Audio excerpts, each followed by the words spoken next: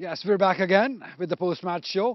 और बहुत ही शानदार आज मैच खेला गया, दूसरा मैच इन पर्टिकुलर। पहले के बारे में भी हम बात करेंगे, लेकिन ज़्यादा अहम है कि हम दूसरे मैच के बारे में बात करें, क्योंकि बहुत ही इंपॉर्टेंट मैच था, नॉकआउट मैच था। सियालकोट रीजन और मुल्तान रीजन का जो जीती उसने सेमीफाइनल में जाना था। रिजल्ट तो आपको मालूम हो ही गया है कि सियालकोट रीजन ने ये मैच जीता है 7 विकेट से। और जिन शख्स की वजह से ये मैच जीता गया है वो आज हमारे साथ मौजूद हैं। फॉर्मर कैप्टन सलमान बट भी हमारे साथ मौजूद हैं। तो इनसे जस्ट रैप अप करते हैं कि आज इस मैच में क्या हुआ, कैसे हुआ, हसन ने ये जो काम किया है ये इसने कैसे किया है, इतना कूल रह के, इतना काम रह के। ऐसे लग रहा था कि हसन कोई मसला ही नहीं है आपके लिए, आपका हर चीज़ अंडर कंट्रोल है। जी बिल्कुल। ऐसी इनिंग के लिए आपको बिलीव चाहिए। अगर आप पे बिलीव नहीं होगा अपने ऊपर तो आप ऐसी इनिंग नहीं खेल सकते। तो वही था अपने ऊपर कि मैं कर सकता हूँ, और यही था कि एंड तक जाऊँगा। एंड में चाहे 18 हो 20 हो, एंड तक जाना, आखिरी बॉल मैंने खेलनी है। तो उसी पे रहा हूँ अल्हम्दुलिल्लाह सक्सेस मिली। सलमान, आपसे भी बात करेंगे। मैं और आप कमेंट्री कर रहे थे तो अब्दुल्ला शफीक और इनकी पार्टनरशिप लग रही थी, जहाँ पे बहुत सिंगल सिंगल से ये खेल रहे थे। क्या आपको कहीं लगा था कि ये मैच थोड़ा लेट लेके जा रहे हैं, थोड़ा ज़्यादा वेट कर रहे हैं बड़ी हिट्स का? देखिए, एक मोमेंट पे तो जाहिर है इनको भी पता होगा और देखने वाले सभी समझ रहे थे कि ये 2 ओवर कहीं ना कहीं ने बड़े ओवर्स चाहिए जब ये दोनों बैटिंग कर रहे थे। लेकिन फिर ये उससे ज़्यादा मुश्किल हालात में एक दफ़ा गए जब विकेट गिरती है और नए आने वाले का वो फ्लो नहीं था। लेकिन ऑब्वियसली जैसे हसन ने कहा कि इसको यकीन था अपने ऊपर, और इसने इस तरह की कुछ इनिंग्स पीएसएल में खेली थी जो कि नेक्स्ट लेवल है, बड़ी स्टेज है। तो डेफिनेटली अगर आपने बड़े स्टेज पे ऐसा काम किया हो तो आपको अपने ऊपर वो कह लीजिए कि एक्स्ट्रा एक थॉट प्रोसेस आपका कहीं ना कहीं there is a believe that you will do it again. And exactly वही आज इनके साथ हुआ है जो इन्होंने कर दिखाया। हसन, थोड़ा आपसे कंडीशंस के बारे में पूछेंगे, थोड़ा आपसे बॉलिंग के बारे में पूछते हैं। जब आप लोग बॉलिंग कर रहे थे तब क्या हालात थे, सरफेस कैसा खेल रहा था, इसके ऊपर क्या करना चाहिए बॉलर्स को कि वो सर्वाइव करें आप जैसे बैटर्स के अगेंस्ट? थोड़ा राज दे दीजिए उनको। स्पिनर्स थोड़ा टफ थे, क्योंकि जब हम अब्दुल्ला और मैं खेल रहे थे और वो काफ़ी अच्छी बॉलिंग कर रहे थे उनके। और मुझे ऐसे लगता है कि अगर वो स्पिनर्स के ओवर रख लेता है एक दो एंड के लिए तो वो ज़्यादा मुश्किल होता, क्योंकि जिस मुझे पता था कि फास्ट बॉलर उनके एक दो यंगस्टर हैं वो देंगे बॉल्स, तो उसी पे रहा हूँ। और जो उसने बॉलिंग की, अरफात ने आउटस्टैंडिंग किया, तो हमारा यही था कि इसको विकेट नहीं देनी। तो उस पर रहे हैं, बट अब्दुल्ला आउट हुआ है तो उस पर थोड़ा मेरे ऊपर आ गया था मैच। और बस यही था कि आप फिनिश करना है। मैं थोड़ा सा टेक्निक के बारे में बताइए कि क्या आप अपने बॉल का वेट करते हैं, पिक एंड चूज करते हैं कि ये मेरी लाइन है, ये मेरा एरिया है जिसको मैंने हिट मारना है, या अब आपका प्लान जहन में होता है कि बस मारना है?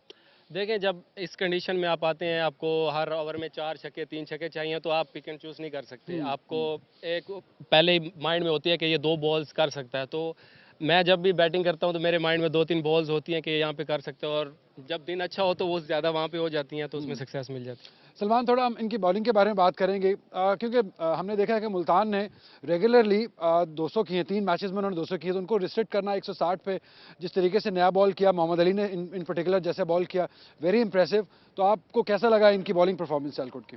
देखिए, बॉलिंग परफॉर्मेंस तो इनकी ज़बरदस्त थी। ज़ाहिर है इमाम बहुत अच्छा खेल रहे थे, दूसरे एंड से उन्हें उस तरह की सपोर्ट कहीं नहीं मिली।